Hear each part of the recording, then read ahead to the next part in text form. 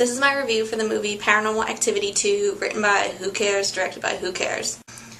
At the beginning of the movie, there's a line that says that this takes place before Paranormal Activity 1, so it's like a prequel. This is just a couple days before the events in Paranormal Activity 1 take place.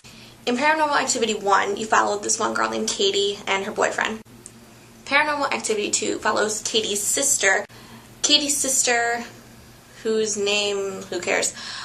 She's married to this guy, and this guy has a daughter named Allie from a previous marriage. And the movie starts out with the dad filming home movies from the wife bringing back their new son to their house, and the little kid's name is Hunter. And from the get-go, you know this baby is doomed. Like, baby, you are not making it out of this movie alive. Don't even try. Then weird shit starts to happen. They think the house gets broken into, so they install these 5 cameras around the house. Katie and her boyfriend, Mika, whatever, who she kills in the first movie, come to visit the family to see the baby and whatnot. The female, the mother person, she is telling her sister Katie, some weird stuff's going on in my house. I get that weird feeling like we used to have when we were kids, and she keeps implying that something weird happened when they were kids and they kept feeling these demons or something when they were little. And so her sister's like, girl, I don't want to talk about it, this is scary, let's not talk about it. And so weird little things start happening, the pool cleaner comes out of the pool every morning, and one pot will fall down in the kitchen. Okay, I legit screamed at every little thing that happened, because there's so much suspense in this movie. If a cabinet flew open, I'd be like, oh my god, I'm gonna die! It was bad news. I think the first really scary part is when the daughter, Allie, she's 13 or 14 or something, she is left home alone with her baby brother because her parents are going out to dinner or something, and she hears someone call her name, really creepily. And so she goes outside. Who does that, first of all? You're just asking to die. So she goes outside and she's like, oh, who's there? And then the door slams behind her. And she got locked out because her parents locked all the doors because they were really nervous after the burglary. So Allie's parents get home and they find Hunter in the crib, except while they were out and while Allie was locked outside, Hunter magically drifts up, and that was scary. And he crawls all around the house, and then before the parents get back home, he's back in his crib. And this is when you know, this baby is doomed. So in this movie, generally the mother knows something is up, and the daughter is pretty sure something's going on, and the dad's absolutely not, nothing's wrong, nothing's going on. Blah blah blah, stuff goes on, nothing exciting happens. The scariest part was when the mother is just peacefully sitting upstairs talking to her baby.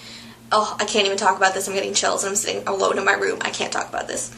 Anyways, she's you just see her fall to the floor and get dragged down the stairs really fast, and then she starts clawing her way up the stairs, and she gets away, but the demon's no, and drags her down the stairs again and takes her to the basement and possesses her. Oh my gosh, it's so scary. Okay, and then weird stuff happens in the basement because the door keeps flying open and something strange is in the basement, but you don't know what. And so the mom comes back up looking all stoic like a zombie, and she just goes upstairs, and the next day the dad finds her and knows something's wrong with her, and then they watch the footage from the cameras, and he sees her getting dragged down the stairs by some mysterious force, and he's like, oh yeah, I guess we have demons now. Okay, this is the crucial part. This is what connects this movie to the first movie. The daughter reads online somewhere that your house can get possessed by a demon if you make a pact with the devil or with a demon or something to get wealth and power in the future. And then in return, the demon, devil person, ghost thing gets to, take your firstborn male. That's what I brought my rosary beads, and I was saying my Hail Marys during this movie because I don't play with evil. I do not play with evil. The husband realizes that to get rid of the curse that's on the mother and, her firstborn son, they have to transfer the curse to the sister, Katie, who is the protagonist in the first movie. So they, get the crosses and they exorcise her, and then they transfer the curse to the sister because that's their only blood relative. So then at the end of the movie, everything's peaceful at this house with the baby and the family and everything, but then you realize that over in Katie's house, she's getting possessed, and that's the first movie taking place over there. And oh my god, the end is so bad. Okay, Katie comes back with the blood on her shirt after killing her boyfriend, and the dad is just sitting on the couch minding his own damn business, watching sports, and she comes over and holds his neck and just pops it and breaks his neck and kills him. and then she goes upstairs and like kills her sister and takes the baby, and then it says that the two disappeared, and there comes part 3. Oh my god, so scary. I was clutching my RA, screaming and crying like a little girl.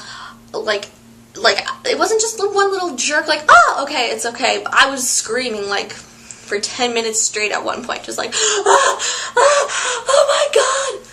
It was bad news. The whole theater was disturbed and scared, and I couldn't sleep alone last night. I would recommend going to see this movie if you want to get the pants scared off of you, because it was like the most terrifying experience of my life. I'll never see it again. I'll never do that again. I'll never put myself through that. It's bad news. Don't play with evil. This movie is not for the weak-hearted breed of people, so if you're pregnant, or you got some disease, you got some epilepsy, don't see this movie. It's not for you. But if you are a stupid college student who has nothing better to do on a Friday night, go see it. That's all I got for you for Paranormal Activity 2. Subscribe up there for more reviews from me. Bye!